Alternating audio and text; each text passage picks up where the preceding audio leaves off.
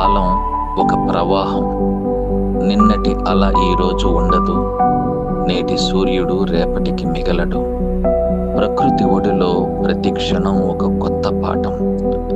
రాలుతున్న ఆకును చూసి బాధపడకు, అది కొత్త చిగురుకు ఇస్తున్న ఆహ్వానం.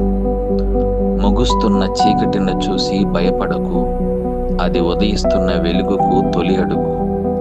మారిపోయే కాలంతో పాటు నువ్వు మారు. నీ ఆలోచనలకు పదును పెట్టు, నీ ఆశయాలకు రెక్కలు తొడుగు.